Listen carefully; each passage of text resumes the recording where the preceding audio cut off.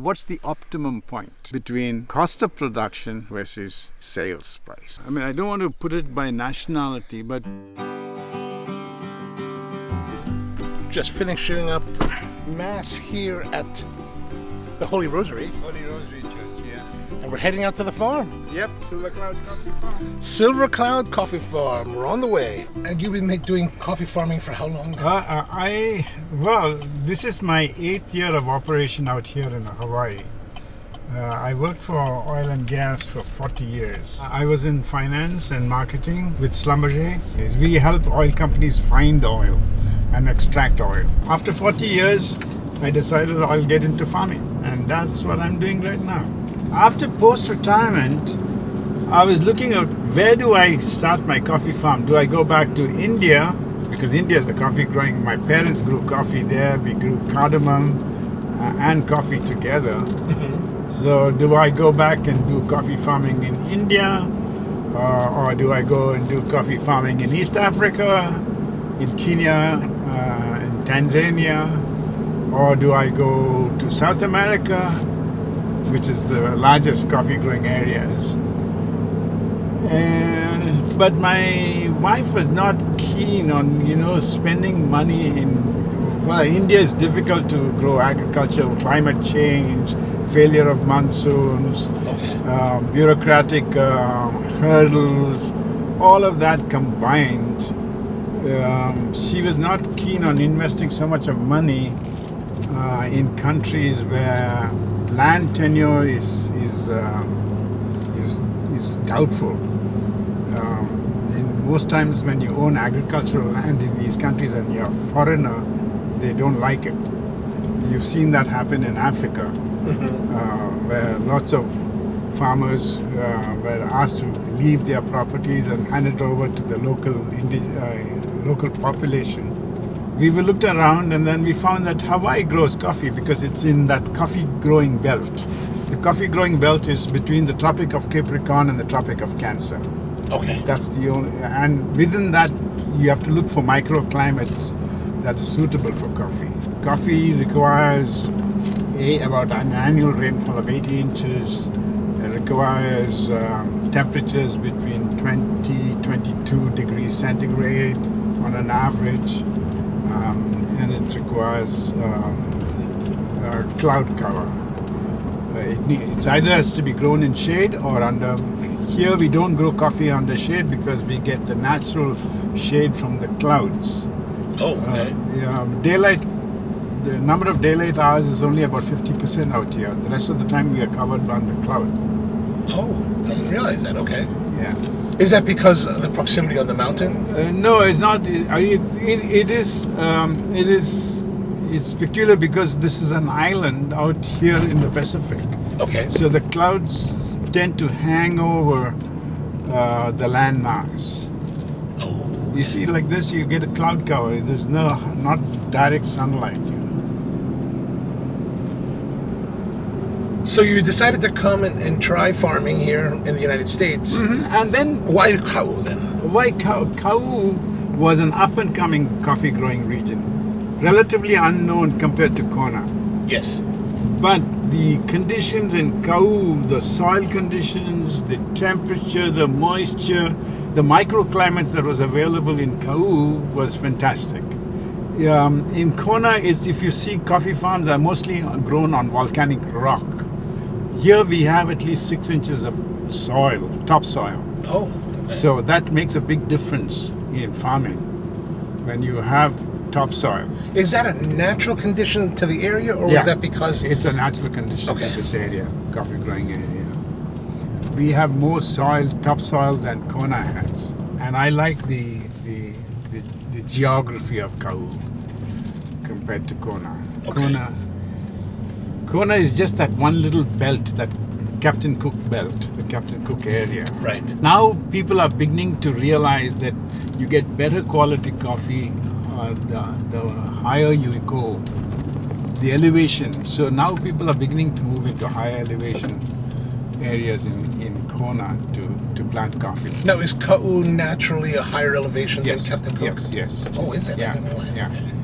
Anything above the highway on the Mauka, the mountain side of the highway, is about, you can go up to 2,000 feet above sea level, 3,000 feet above sea level. Oh, wow. And coffee will do well at 2,000, 2,500 feet above sea level. But people who grow coffee on below 2,000 feet get a better crop, in the sense they get more production. Oh, yes. Higher elevations, the productions are a little lower per acre. But the quality is But the typically quality better. is definitely. So if you want to produce good quality coffee, you need to go for higher elevation coffees. Now, how many people here in Kau are similar to yourself? Retirees that have come from other parts of the world? Most of the coffee farmers out here are the products of the closure of the sugar industry, and their parents started the coffee industry in Kau. Okay. So it's all, most of the farmers, I would say 90% of the farmers here have had some relationship with the sugar industry. So people like yourself and Lori Obra are the minority. Yeah, we are the minority. Yeah, okay. Yes. I think Lori has been here longer than this is my 8th year of operation. Oh, okay. So I'm a newcomer, relatively a newcomer. But Lori and all have been farming for more than 8 years. Oh, yes, yes. And all of these lands are owned by sugar company, is that correct? All these lands were under Sea Brewer. This is all ultimately sold out. They sold it to whoever wanted to buy lands, to their employees, but those who could not afford to buy lands ended up being tenants to people who bought large swaths of acres, like Olson's bought a whole lot of acreage from Sea Brewer. Oh, so this is your farm? This is my farm. Is this leasehold land as well? No, or? this is freehold. So when I was buying, I was looking for freehold land. Now, freehold means you actually own the land? I actually own the land. Oh, okay. Yes, I actually own the land. So this is there are very few parcels of land that is freehold. The rest is all under the KM Schools Trust, and so they only lease out. Now you got all these pasture lands around here. They're all owned by the KM Schools under the trust, the King's Trust. There are certain parcels of land on the island of Hawaii, which were granted by the monarchy to their citizens as an outright gift. So that's outside the purview. So they are free. They call them fee simple lands. When I came to buy this used to be a flower farm. It was called McCall's Flower Farm, and they had about 1,000 coffee trees, but their major business was flowers. Okay. And they gave up the flower business because when the volcano erupted, the volcanic gas, WOG, they call it the WOG, that used to come and settle down on this valley. And the WOG had an effect on the flowers. It used to burn up the flowers. So their flower business was not doing too well, plus it was causing them some health issues. So they decided to sell their flower farm. But coffee could sustain the WOG. It seemed to do well with the WOG as well. So. And so you had to plant new trees? Yes, I planted all the trees you see now. I'll show you. Is done by me over the last 6 years. So who's here when you're not here? I have one worker. And then I have, during the picking season, I have pickers who come in and pick and they go. Understood. But I have full-time one permanent. We run this entire farm between himself and myself. Wow. The two of us run this whole farm. Cool. There's our puppy. Hey, puppy. He's all excited, Hi, puppy. At this elevation, it's nice and cool. Much cooler than places like Oahu, like around Honolulu, that are much closer to sea level. But up here, we're probably about closer to 2,000 feet. It's nice. It's nice and cool. It feels really lovely.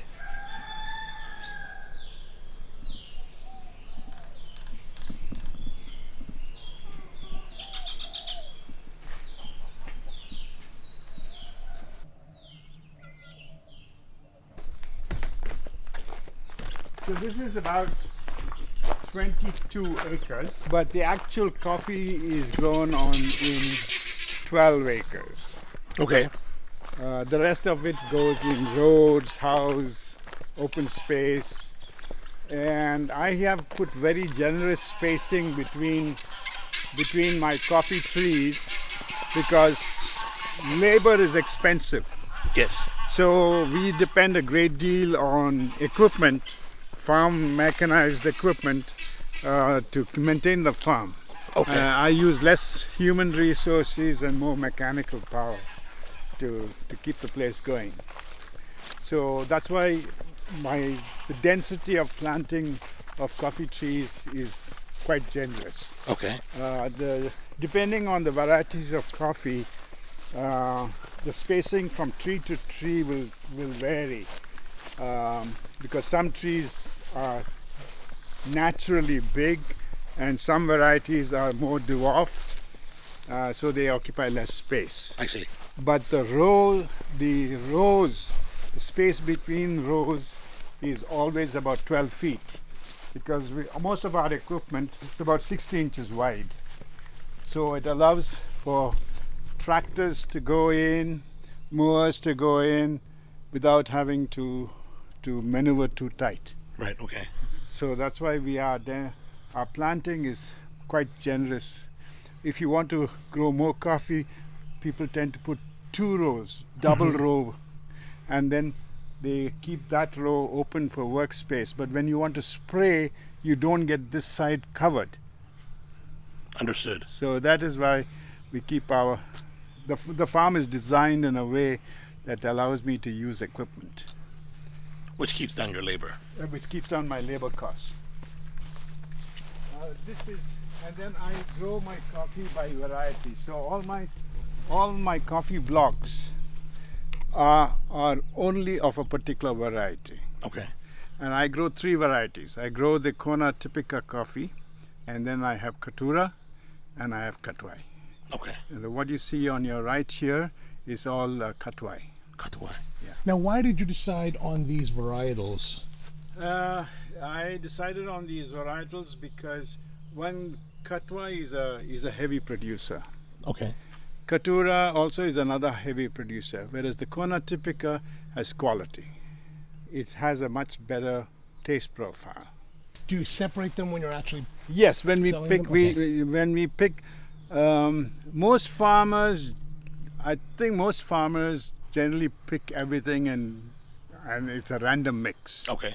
I try to separate them, I process them separately, and I market them separately. I'm at a bit of a disadvantage for doing that because it means extra work. The pricing at the end of the day is the same.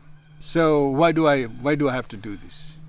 Now I do it just out of sheer pleasure of being able to grow different varieties of coffee, sell it as by variety, and hopefully over time I'll be able to demonstrate that a particular variety has a better taste, flavor, looks what you're looking for.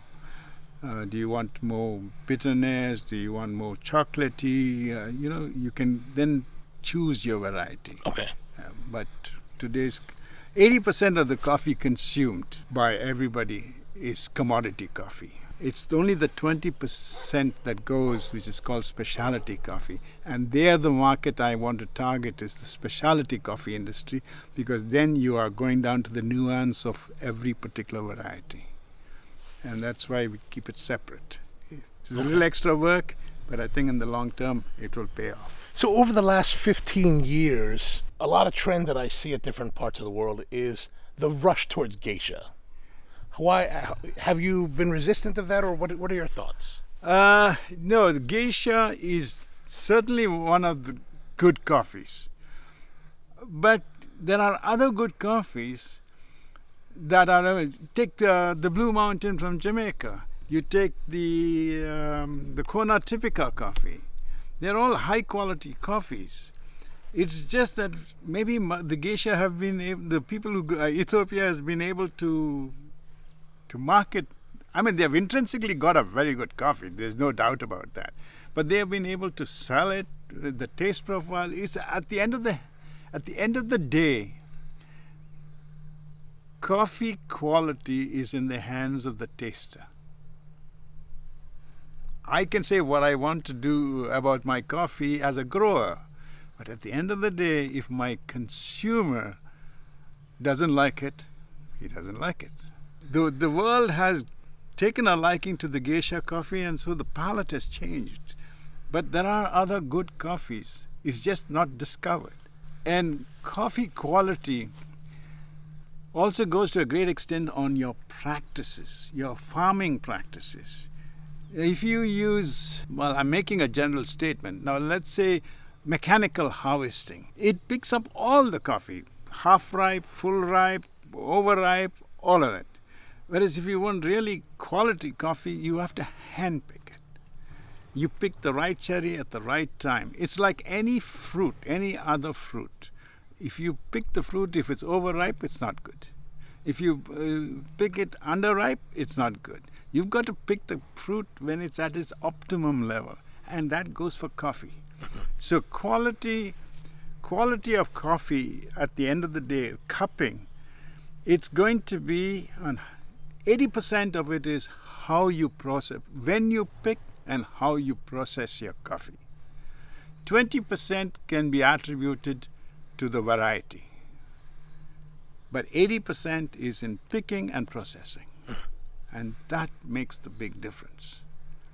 So you've got to have a passion to produce good quality coffee. If you produce coffee for the sake of commerce and bottom line, you may not be getting the best quality. But if you are willing to sacrifice your bottom line for quality, then you put in the effort. Make it a good coffee. And you can make ordinary coffees as good as geisha coffees. It's just a question of putting the effort and the passion into what you produce. Now I noticed that the coffee here is still very green, still very young. Yes. I was under the impression that this is the time of year for harvesting in Kau. Correct. So what's happening? Here, because of my elevation, because you see, I am 50% of the time I don't have sunlight. Mm-hmm. So it's cloud cover. So coffees don't ripen very quickly. If you have lots of sunlight, it'll ripen quickly. Mine is 2 months behind everybody else. Oh, wow. Okay. That's because of my microclimate, because of cloud cover, because of high elevation, and a lot of moisture is also available. And I believe that I produce good quality coffee because it takes a longer time for the fruit to stay on the tree and mature and become ripe. So these are all, you said Katura? This is Catuai. Oh, Catuai, sorry. This is Katura. You see the bunching of the beans. They are intense, very close. They're all very close. Whereas the Typicas, there's more distance between the nodes, coffee nodes. Now, when you said that when you first took over the farm 8 years ago, there were about 1,000 trees. Yes.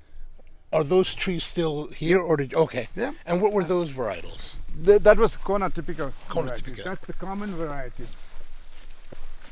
Oh yes, it's extreme. Oh, yesterday I had a rainbow right across the farm. Man, it was amazing, an amazing sight. That's wonderful.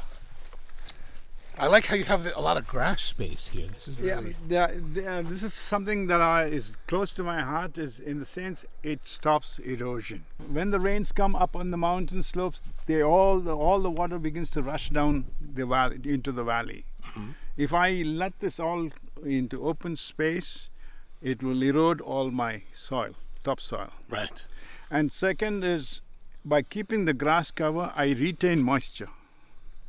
So even if I have no rains for a month, I can survive. My moisture is in the ground, it's covered. It does not evaporate. I don't use herbicides. I use herbicide only to clean up my boundary lines, but I don't use herbicides on the coffee farm because herbicides exposes the earth. It burns up all the vegetation around and exposes. Oh, it looks nice and clean, but the point is you kill all the microbes. Whereas if you have grass cover, it has lots of earthworm activity, a lot of good nutrients going on, lots of biological activity going on the soil.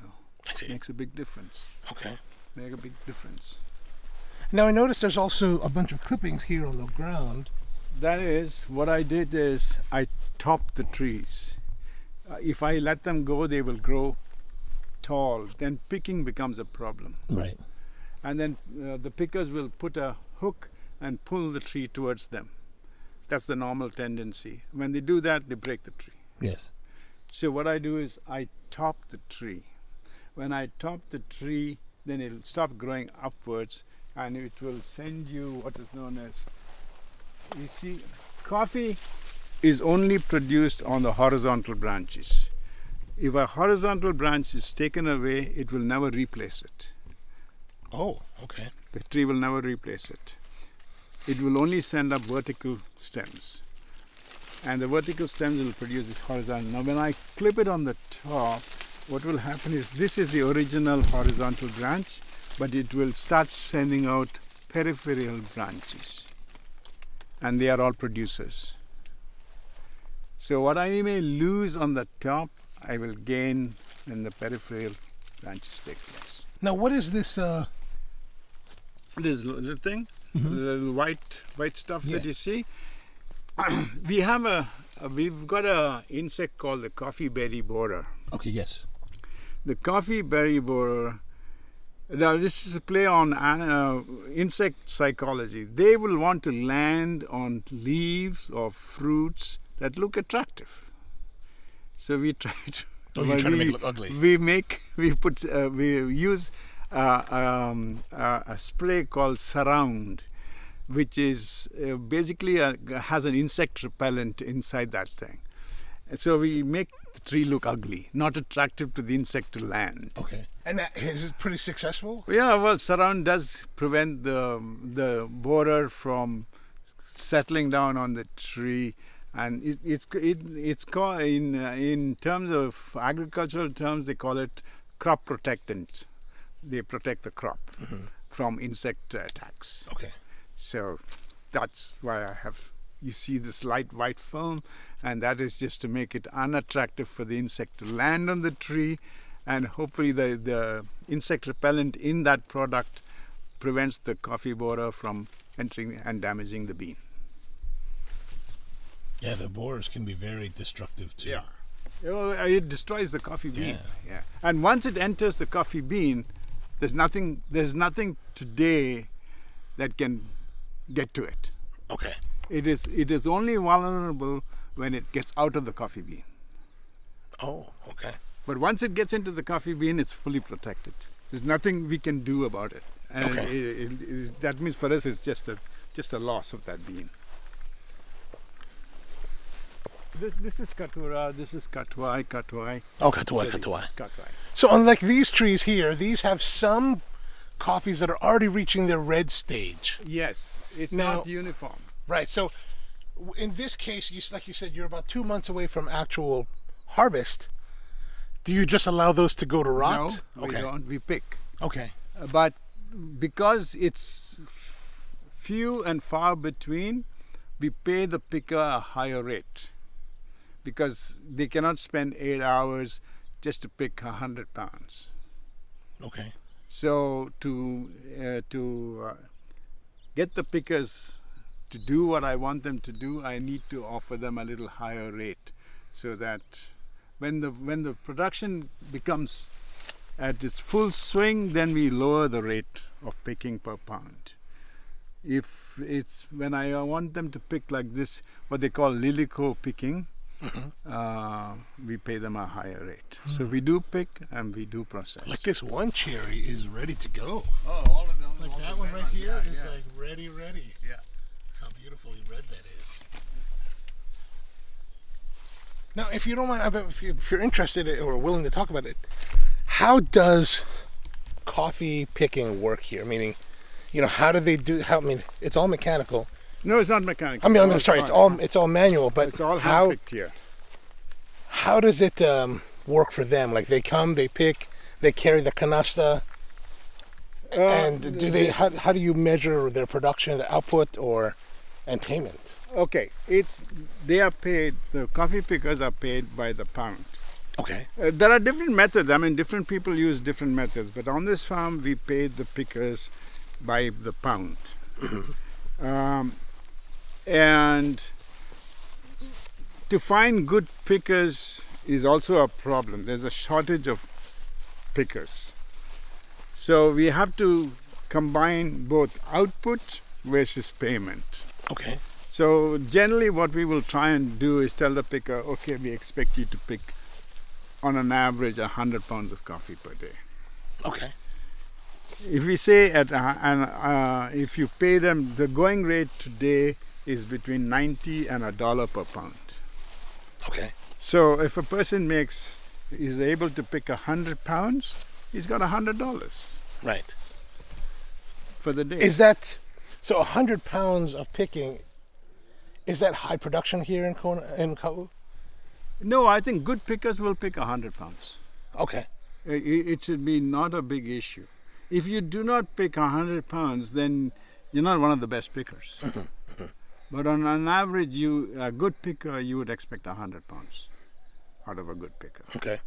If you are picking less than that, then basically you're not one of the top pickers. Okay. Well, I'm asking that because I've heard in other countries, other like Central American countries, where during the peak of harvest, the individual pickers are able to pick what seems to be considerably more than 100 pounds. People from Latin America are much better pickers, faster pickers for sure. I mean, I have had pickers here who will pick 300 pounds a day. Yeah, I mean that to me, from what I've seen in Central America, that's much more typical of peak season production.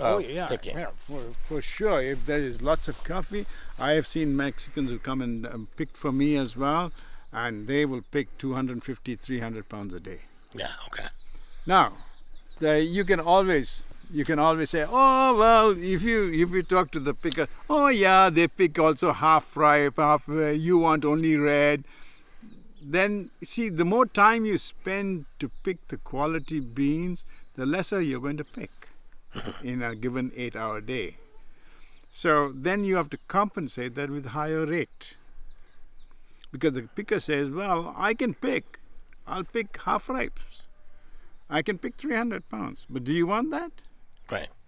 So in this case, when you're talking 90 cents to $1 a pound of harvested cherry, is that for well-sorted cherry? Or is that for just kind of strip picking? No. Well, again, I make sure I get good pickers. People who will pick for 90 and $100 a day pickers, but I tell them, guys, I want just red cherry. Again, I also have to be careful because I don't want them to leave. If I say only good red cherry, then if there are overripe cherries and they will not pick it. And then they rot. And then it rots. And if it rots, they become the haven for CBB. Right. And it will drop on the ground, and that's fertile ground for CBB to multiply. So I'm shooting myself in the foot. So I tell them, like, guys, you pick whatever you pick. You pick all the red cherry, you pick all the brown cherry, and then what I do is I sort it out when it comes for processing. But I don't leave them on the trees. And so I'm fine with the pickers picking brown and red. I tell them, don't pick half ripes. Okay. Pick brown, pick the red cherry, pick the one that goes the next stage, which is called raisin, and then you go to the next stage, which is brown cherry. Pick all of that. Okay. Because when you pick all of that, I am not leaving anything for the borer to infect. And I bring it in and I sort out the coffee at the processing stage, at the pulping stage. Okay. When it comes to the pickers here, 90 to $1 a pound for selective picking, but at places where the picking is less selective, what's the typical rate per pound? Same. Okay. Same. Nobody knows, none of the word gets around. And everybody will say, I'll pick quality. Nobody's going to say, I'm not going to pick quality. But I mean, but at operations, there must be, I imagine there's operations where that is less geared towards specialty. Yeah, okay. So, if somebody who's just doing commodity coffee, right. Let's say they're not interested in specialty coffee, But you won't get pickers who will come for less. Okay. Okay. You just won't get the pickers. Okay. That's the word gets around very quickly in the market. That the going rate now is so much. But then if the conversely to that point, if the commodity grower is paying 90 to $1, Or a specialty has to pay a little more. right. So does that push your rate up then? It will push my rate up, but it will not reflect in my marketing, in my selling price. Okay. That means I have to cut into my margins. So I have to kind of do a balancing act all the time. At what point is what's the optimum point between the cost of production versus my sales price? Okay. And see now, and then again it depends. If you are only producing cherry, and it depends on the farmer. Is he just producing the cherry and selling the cherry to a processor, like to the coffee mill or to other buyers who buy cherry? Then he really doesn't care whether it's quality or not quality. Right. It's only when you're a vertically integrated farmer where you produce from producing the cherry right down to the consumer end to selling roasted coffee, then you get interested in the quality. But when you are just selling cherry, quality does not play much of a role. Understood. Okay. Right. So it depends on what the farmer's business model is. There are lots of farmers who say, hey, I don't want to go into the hassle of processing, cleaning, fermenting, drying, milling, packaging. I don't want all that hassle. I produce the cherry, I get a good price, I sell it. Now, something else that I'm curious to know, since you've got 90 to $1 per pound of cherry as part of your costs are going to be higher in this part of the world. Yes. On a general level, let's say the average specialty coffee farmer, vertically integrated ka'u farmer, what's the average cost of production per pound?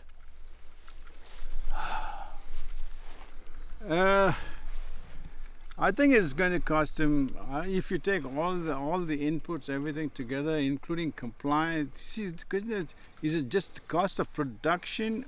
Well, it's quite a difficult question to answer because there are so many variables. I would say today's cherry price is $2.50. Okay, at the mill. At the mill. Okay. Today's price is $2.50. At $2.50, at least $1 goes for picking, and another 75 cents will go into his inputs, fertilizers, coffee leaf rust, pesticides, insecticides, a whole bunch of agrochemicals that you need to use. So I say it's going to cost him at least $2 by the time to produce. So his margin is only about 50 cents. His margin is only about 50 cents. $2 definitely minimum. I mean, straight away from a $2.50 sales price of cherry, $1 goes to the picker, and another $1 goes into all his time, his work. Even maybe most people don't compute their own time. Right. They don't put that. They don't give it a dollar number. But you add that up, I'll be surprised if they make even 50 cents. So these farmers who were making coffee cherry for selling the cherry to, let's say, coffee mill, how do they make any money? Good question. Especially with the leasehold costs and everything. I'm saying it's going to cost them $2, minimum $2 to produce the cherry. But I'm saying that seems ridiculous, right? Well, it seems crazily low because I mean, like in certain parts of the world because they don't compute their own time. Well, but I'm saying in certain parts of the world that I buy coffee from, I mean, cost of production is probably about $1.75, and how it can be $2 here with with $1 per pound picking, that seems like there's a calculus that's somewhere missing. That I guess that's why a lot of the farmers here are not hacienda owners like in other parts of the world. No. Yeah, and then all of them have other income. Ah, okay. They have they are not depending on coffee to put food on the table. I see. So there's more gentleman farming here. It's more gentleman farming. I see. Because the wives are working, husbands are working, or they are holding the coffee, and in the evening time they come and do coffee. They're not full-time coffee farmers that depend solely on coffee income. There's lots of other factors that play in coffee here. I see. Okay. Yeah. That's fair. That's a fair. Yeah, it's not, coffee by itself will not put food on the table. Would not. And to send your children to school, to university and all that, coffee farming will not sustain all that. Yeah, I guess this is not where you go to send your kids to Punahou. Yeah. So now we're getting into the Typica, is that correct? These are all Typicas. Now, am I correct in my understanding that the Typica of Kona is a derivative of the Typica of Guatemala? Yeah, it's the same thing.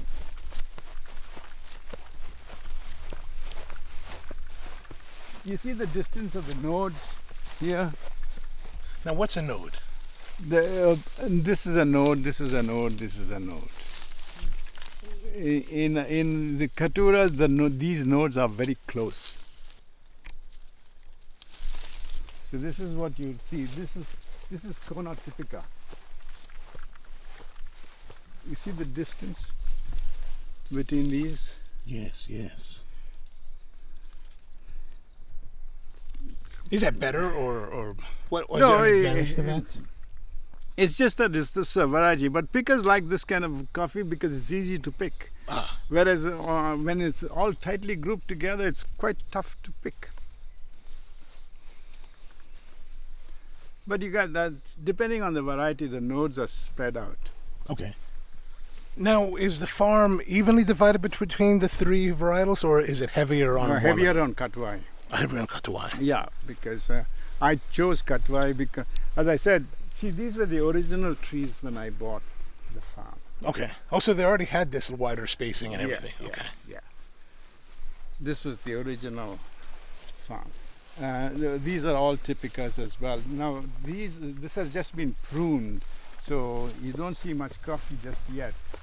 But here we prune what is known as the Fukunaga, Beaumont-Fukunaga style of pruning. Beaumont-Fukunaga? Yeah. Okay. And that is after about 5 years of production, when we begin to see production going decline on the trees, we stump the trees at about knee height, like this. Oh, yes. And then, as I said, it will produce vertical shoots up after you prune. Then it will. Now, the vertical shoots would be would normally have been the what did you call it? The periphery? No, the horizontals. Right. So, but they just because they're so low, they grow vertically. No, they will always grow vertically. Okay. Horizontal branches only come on vertical stems. So, Okay. once you prune it off at knee height, you will get a lot of shoots coming up. Then what we do is we will allow the shoots to grow to a certain height, and then we come and do a shoot selection. In the sense, we will only allow about 3 or 4 vertical stems to go up. Because if you put too many vertical stems, then the tree becomes very dense, and the amount of sunlight and air circulation decreases, and that's a haven for insects and disease to proliferate. So what we do is we come and select, and we allow only about 3 stems or 4 stems to go up. And then these stems are the ones then will produce these horizontal branches, and these are coffee producing branches. I see. And so basically what we are trying to do is rejuvenate the tree, cutting it to the bare bottom and then letting new shoots come up and make it a new coffee tree Without having to replant. without having to replant. And so if you replant the trees, my understanding is that it takes 5 years for it to, 4 years. 4 years to produce. Produce. But in this, 2 years. 2 years, wow. 2 years. So these are 2 years old now? Yeah, these are all 2 years. Wow. They will produce next year, they'll produce. Oh, okay. Much more efficient in production. Yeah. Now, do you always have a section of the farm that is in this stumping phase? Oh yes, we do this in rotation. We do Okay. it by blocks. Okay. So I don't want to cut everything out at the same time because then it's just, there's no crop there. So what we do is we do this in rotation. We do it in blocks.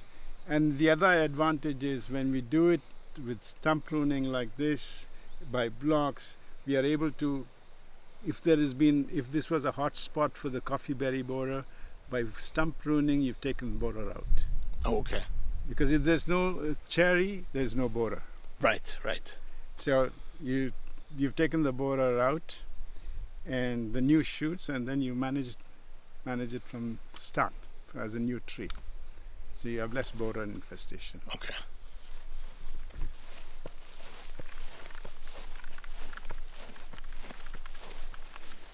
So now, how often are you here on the farm?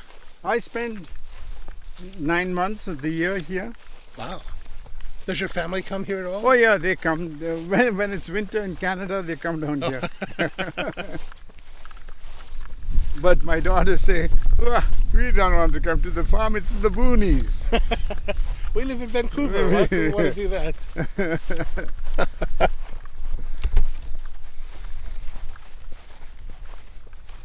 So this, you said 300 acres, is that correct? No, this is 28 acres. 28 acres. Yeah, 28 acres is the lot size. And 12 are for And production. 12 of that planted with coffee, yeah. The rest is all gone in. Now this is all my drainage systems.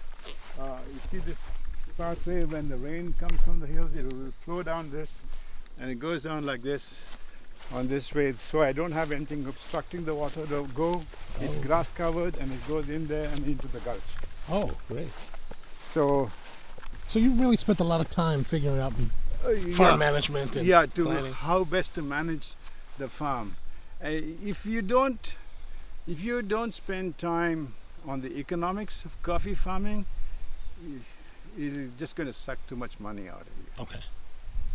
It's just going to suck too much money. And then we try to make it efficient by using, now for example, to mow this land, it takes me 4 full days. Oh, wow. One man is 4 man days. So that's what it's going to cost me.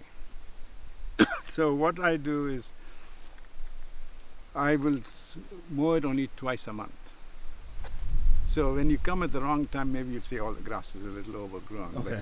But it's basically keeping my costs down, cost of operating. So we do it only twice a month. I see. That's 8 days. Then with spraying as well, I try to combine. Now to spray the whole farm takes me 3 days with an air blast sprayer. That's 3 man days. So what we try to do is, okay, I have got to spray fungicides for the disease coffee leaf rust. I have to spray Basania bavaria, which is for the CBP. Then I have to spray for insecticides, for mealybugs and all sorts of aphids and all these kind of insects. So I have to spray that. So we try and choose the chemicals that can be combined in a spray, in a mix, in a tank mix. Now I cannot use a fungicide for fighting the coffee leaf disease, coffee leaf rust with Basania bavaria, which is used for killing the CBP, because that's also a fungus. The active ingredient in the one for CBP is a fungus that traps the insect and kills it. I see. Now, if I use a fungicide with this fungicide, it'll kill one of the fungicides, and so one is ineffective. Right. Right? So we try and always, before we put mixing to save on the number of spray times, we need to be very careful in choosing what you can combine together and do one spray. And that saves you, if instead of 3 sprays, if you can do 2 sprays, you're saving 3 man days. Oh, okay. You see, it comes down to that fine tuning that's so key to making coffee profitable. And then, of course, if you have economies of scale, the more the bigger the size of the farm, you spread out the cost. You spread out the cost.